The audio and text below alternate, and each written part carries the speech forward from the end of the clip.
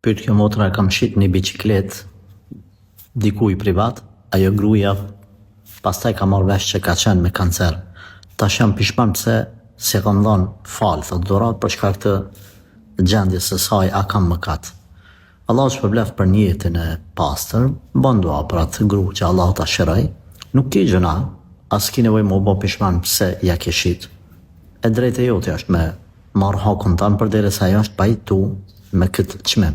Prandaj mos i bani gajle këto gjana. Po jap një mesazh të përgjithshëm që kur shohim njerëz të cilët janë të sprovuar me smundje dhe të ngjashme, kush ka mundësi të ndihmoj qoftë ekonomikisht, qoftë me një buzëqeshje, me një dua, le ta bëjnë një gjë të tillë.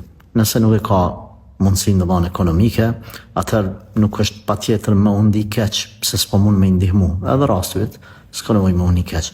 Por si parim muslimani, duhet të jetë i mëshirshëm, të jetë i butë edhe të ketë dëmshuri për të tjerët.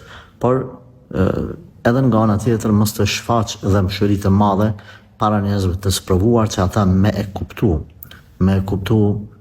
se kanë dikush po i sheh me një sy të si them të mëshirës, e cila është e shoqëruar pastaj edhe me një lloj ndjesie të keqe karshi atit të sëmurit, pra me po si pas ka qenë, si qenë ka bon ky, edhe me fillu me ka që atë me qitë në pozitë palakmushme, pra me ditë me menagju situatën. Për ndryshe, të kesh dhimbje për të tjerët dhe situatat apo sprovat e tyne, kjo është pjese rahmetit. E kush i mshiran njerëzit, krijesat ata që në tokë, Allah ka për ta mshiru prej qiellit.